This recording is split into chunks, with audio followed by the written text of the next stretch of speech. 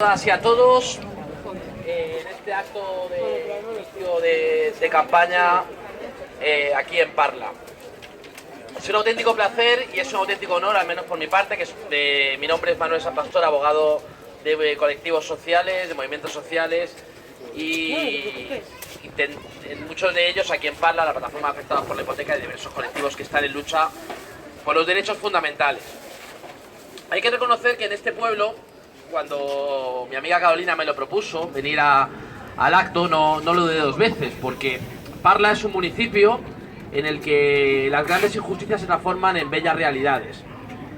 El artículo que establece el derecho a la vivienda, el artículo de la Constitución que establece el derecho a la igualdad entre hombre y mujer, el artículo que establece el derecho a un trabajo, a unos estudios, a una cultura, el artículo que establece el derecho a una sanidad, a una vida digna, no es un programa de ahora de Unidos Podemos, ni es un programa revolucionario. Es la propia Constitución española que en este municipio se ha vulnerado durante muchísimo tiempo.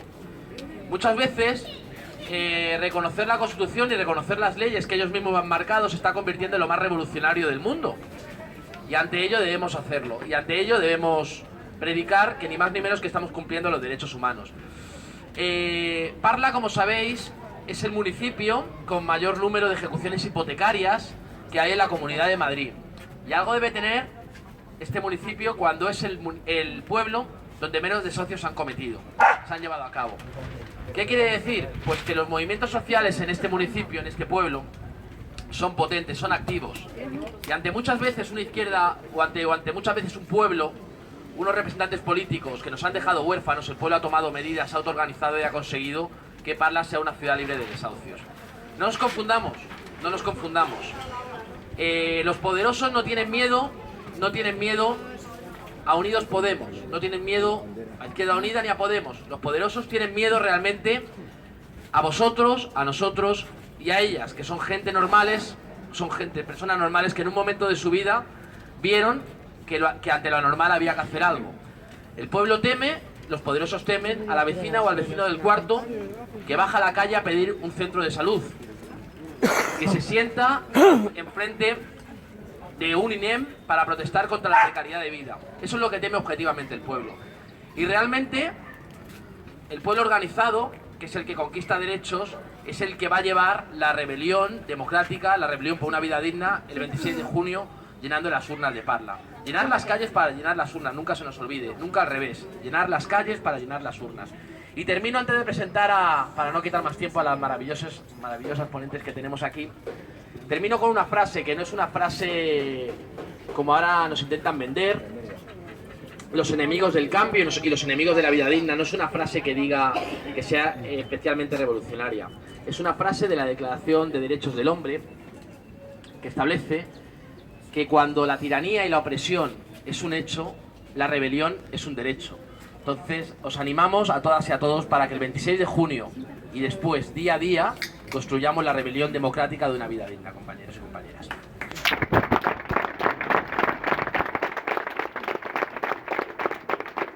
Y ahora paso a presentar permitidme que haga un pequeño calificativo a personas rebeldes dentro de sus movimientos políticos donde han estado, personas rebeldes a las que conozco, creo que han sabido rebelarse contra esa opresión y esa tiranía que en todos los ámbitos se desarrolla y han sabido luchar por sus ideales antes que por las siglas, los ideales de justicia social y de verdadera democracia en el seno de este municipio. La primera es Beatriz Arecerillo, es alcaldesa de Parla, miembro de Alternativa Socialista Clías y concejala electa de este ayuntamiento. La temática que va a tratar, si no me confundo, va a ser deuda y servicios públicos. Pues nada, encantado. Gracias por tu presentación, por las palabras y sobre todo por el trabajo que haces con mucha gente en general y con muchos parleños en particular. Y hoy yo quiero empezar también dando las gracias a vosotros, porque posiblemente hoy sea el principio y el inicio para acabar con un sistema perfectamente organizado, para acabar con nuestra conciencia de clase y con nuestra unión de trabajadores. Creo que eso es lo que empieza hoy, aquí, con este acto, y que espero que se formalice el día 26 de junio. Como bien decía Manu, voy a hablar de la deuda y de los servicios públicos.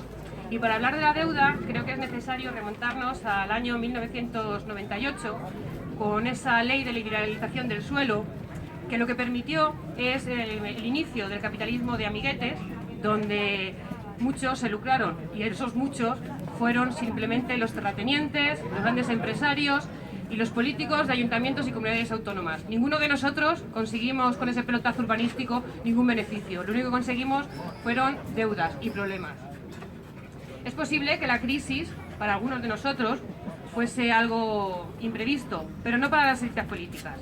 Las élites políticas sabían perfectamente lo que iba a pasar, porque esto formaba parte de su estrategia. Un plan ideológico perfectamente desarrollado para conseguir que las consecuencias de la crisis las pagásemos entre todos.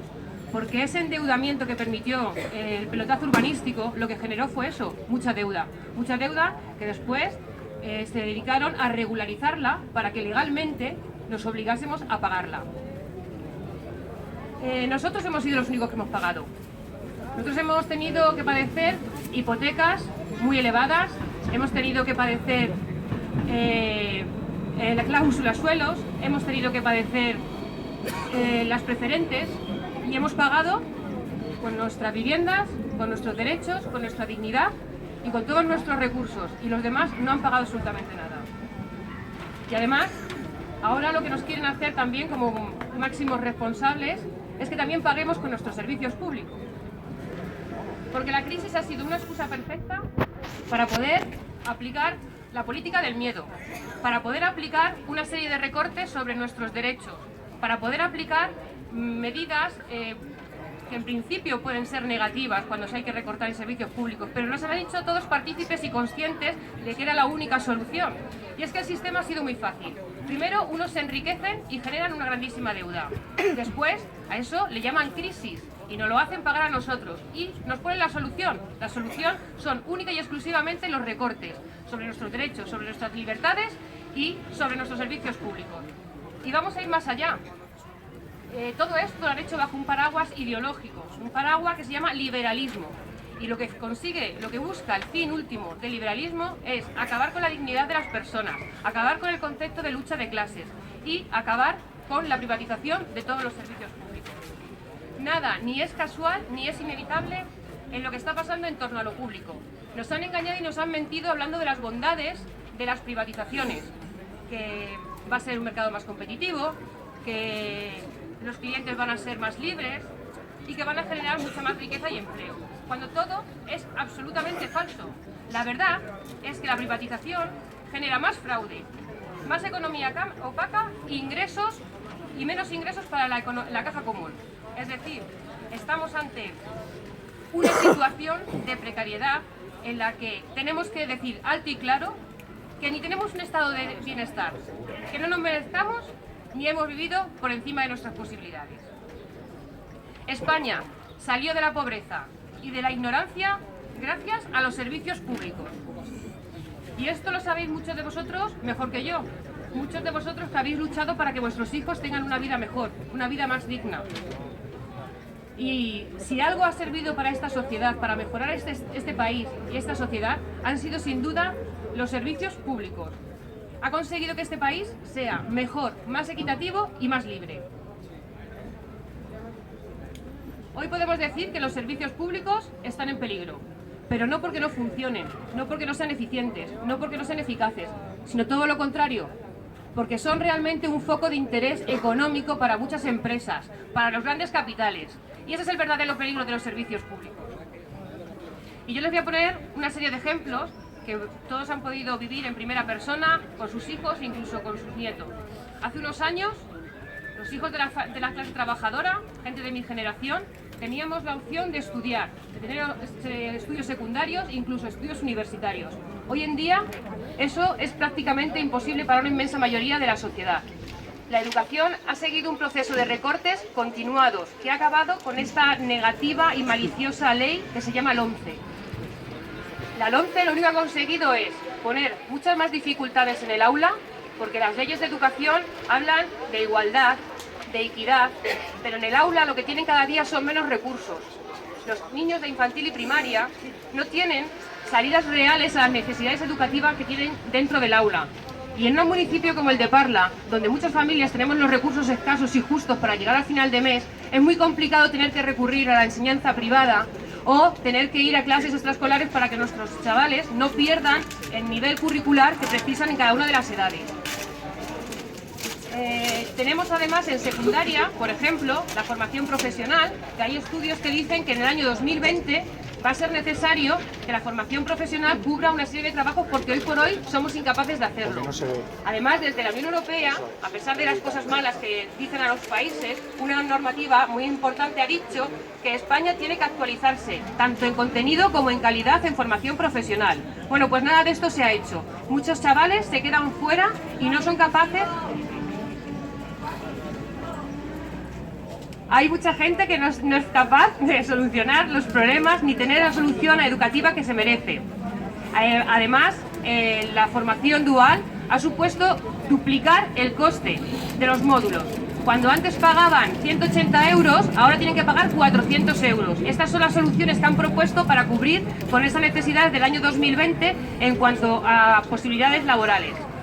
En el ámbito universitario, pues lo mismo. Tenemos ese decreto 3+2 que lo que hace es, cuando antiguamente teníamos una licenciatura de 5 años, ahora se reduce en un grado de 3, con unos precios muchísimo más elevados, porque tenemos que pagar al año aproximadamente 1.200 euros por cada año académico. Pero además, si los chavales quieren seguir y las mujeres quieren seguir estudiando, tienen que hacer un máster de 2 años, que tiene un precio de aproximadamente 4.000 euros. Esas condiciones no eran las que teníamos hace unos años. Estamos cada vez yendo a peor en materia educativa. Pero con las pensiones pasa exactamente lo mismo. Con las pensiones nos están dando una imagen catastrofística de que ahora es imposible que podamos cobrar nuestras pensiones. Y sin dar datos claros ni concretos, lo que dicen es que para el año 2052 aproximadamente, cuando la generación del baby boom estemos jubilados o alcancemos la edad de jubilación, dicen que no vamos a ser capaces de pagar esas pensiones, porque nos vamos a pasar de 9 millones de pensionistas a 15.